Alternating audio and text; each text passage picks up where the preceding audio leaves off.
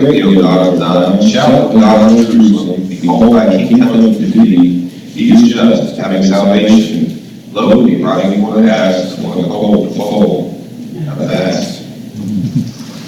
We can see our Lord and Savior knows all things beforehand, and planned every step before the world ever was. Our God is truly awesome and truly mighty creator. All right, we go down to verse 6 here. Chapter 21, Matthew chapter 21. We're reading from 6 to 11. The disciples went, did as Jesus commanded them, brought the ass and the colt, according to their clothes, and they set him thereon. And very great multitudes spread their garments in the way, others cut down branches from trees, drawing them away. And the multitudes that went forward and that followed cried, saying, Hosanna, the Son of David, blessed is he who cometh in the name of the Lord, Hosanna in the highest. He was coming to Jerusalem, they said, saying, Who is this? The multitude says, This is Jesus, the prophet from Nazareth of Galilee. Now we can see what we now call a triumphal entry. As we read here, we now see with what reverence and care the disciples take care of their Savior. It truly has as if he is the King of Israel returning to Jerusalem. And indeed, he is a king, the King of all the earth. But one day, just as the disciples thought then, as they led him to the sea, coming back to this world, he will reign from Mount Zion, will be the Lord of the New Jerusalem forevermore. Notice also how people treat him this day. They know that this man is a great prophet of the Lord, and so treat him as such. They straw streams, garments, and branches of trees to pave the way, who they did not yet, but will very soon after. No, a conquering Savior for all who believe in him. And if you go down verse 12 through 16, Matthew chapter 21, Jesus went to the temple of God and cast out all that sold and bought in the temple, that was food tables, money changers, and seats of them that sold doves, and said to them, It is written, My house shall be called the house of prayer, ye made it in thieves. And the blind man came to him in the temple, and he healed them. When the priests and scribes saw the wonderful things that he did in the children crying in the temple, and said, Hosanna to the Son of David, they were sore displeased, and said unto him, Hearest thou what these say? And Jesus saith unto them, Yea, and never read, out of the mouth babes and sucklings thou hast perfected praise. As Jesus goes to the temple, now can see what the chief priests and scribes had allowed the whole temple of God to become a den of thieves, as the Lord describes it. Even doves have sold the temple itself, and money is exchanged as if it was a marketplace. As the Lord says in these verses, My house shall be called a house of prayer. The Lord therefore sets out to purge the temples much bigger, so we should purge the sin of our lives. Also, we can see how even lame and blind came to him, and as he offered this gospel was said, what wonderful things he had done for them.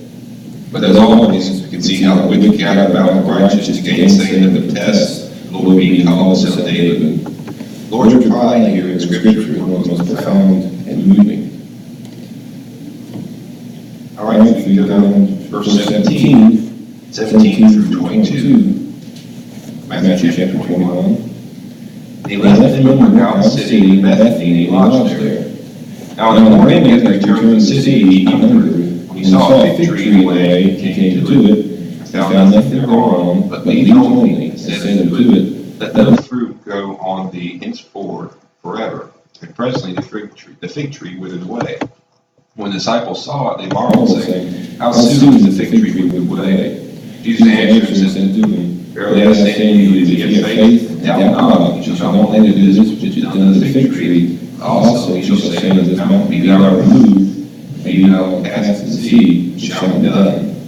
All things whatsoever you shall ask in prayer, believing, you shall receive.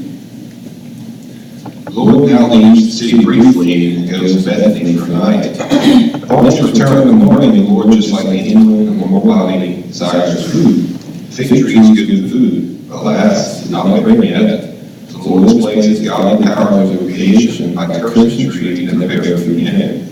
And the amazement of his disciples, the tree begins to wither away immediately after the words are spoken. Lord therefore told them that if ye have faith and doubt not, that ye even mountain cannot stand in your way. He also says that whatsoever we ask in prayer, believing shall be granted to us. If only, as it said elsewhere in Scripture, we have faith that the grain of mustard seed. God willing, if we are steadfast in prayer, we too have the same faith as that little mustard seed.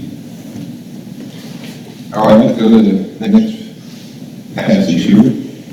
Matthew 21. Go to 23 through 27 now. When he was attending the temple, the chief priests, the elders of the people, came to him as he was teaching and said, "By what authority dost thou these things? And who gave thee this authority?" Jesus answered and said to them, "I also ask you one thing, which if you tell me, I likewise will tell you by what authority I do these things. Baptism of John, which was it, from heaven or from man?" And they reasoned with themselves, saying, "We shall say from heaven." And he will say unto us, "Why do you not then believe him? We shall say, then we fear the people, for all John is a prophet." They answered Jesus and said, "We cannot tell." And he said unto them, "Neither I you by what authority I do these things." In the following verses, the Lord's authority is challenged. The chief priests and scribes don't understand how this man in their opinion can do all these things. So they create the answers that only the Son of God can give to them accurately. But before the question is answered, we'll ask them a question. Was John Baptist sent by God or by men? Here now is revealed the hypocrisy of the rules of Israel's society. They don't know which way to go. The defense was the best place to sit. So they say they cannot determine between them which is. Therefore, it says, "Neither will tell them from whence the authority comes from." All right, 28 through 32 now. What think ye? Certain man had 2 sons. He came to the first and said, "Son, go work today in my vineyard." He answered and said, "I will not." Therefore he repented and went. He came to the second and said likewise. And he answered and said, "I go, sir, but not. Rather than plain to the will of his Father." They say unto him, "The first." Jesus saith unto them, "Verily I say unto you, that the publicans and the martyrs go into the kingdom of God before you. John came unto you in the way of righteousness, and you believed not. But the publicans and the martyrs believed him, and ye, and ye had seen him repented not afterward, that you might believe him." The Lord from this point begins to tell a series of parables to illustrate his point of the hierarchy of the Jews and teach his disciples as well. First is the parable of the 2 sons. The parable perfectly illustrates how that only those who are humble and tribal will see salvation and forgiveness of sins. In this case, the publicans and sinners are those who believe in works. The Pharisees and Sadducees will see not but damnation for the belief in themselves, not God and salvation. The Lord tells them that their belief that John showed them the way, but denied him and believed not his word. Therefore, they are not any better than the heathen they claim to be above. All right, verses 33 to 46, which is in the chapter. Here another parable. There was a certain household which had a vineyard and hedged round about. They did wine press in it, built a tower, and let out to husbandmen, and went into a far country. When the time of the fruit of the year, he sent servants to the husbandmen, that they might receive the fruits of it. And the husbandmen took his servants, beat one, and killed another, and stole another. Again, he sent other servants more than the first, and they did to them likewise. Last of all, he sent them his son, saying, "They will reverence my son." When the husbandmen saw a son, they said among themselves, "This is the heir, come let us kill him, let us seize his inheritance." They caught him and cast him out of the vineyard and slew him. The Lord of the vineyard cometh, only you believe you do these husbandmen. They say unto them, "He would really destroy those wicked men, let out his vineyard and other husbandmen, which shall render him the fruits in their seasons." Jesus saith unto them, "Did you never read in the Scriptures? The stones still rejected, the same become dead in the corner. This is the Lord's doing, and is marvelous in our eyes. Therefore say I unto you, the kingdom of God shall be taken from you, and give nation bring forth the fruits thereof. Whosoever shall fall, his stones shall be broken, but whosoever shall fall, will grind in powder." When the chief priests and Pharisees heard his parables, they proceeded to make of him. When they thought to lay hand to him, they feared the multitude, because they took him for a prophet. Last verse of this chapter are taken up in the parable of the winepress. series of events that once again perfectly illustrate the inability of the Jews to accept the true Messiah that descended them first, save those as sheep out of lost Israel. Scribes and chief priests do get the moral of the story that you should be faithful in the station that you're set in, but they fail to grasp the spiritual aspect of the parable. They reject the second God, and therefore the Lord will open the way for another nation of people to come in, Gentiles. When chief priests and Pharisees now realize he speaks to them, they are filled with anger and hate sinners, being convicted by Almighty God. They cannot lay hands on him because it is not yet the time appointed.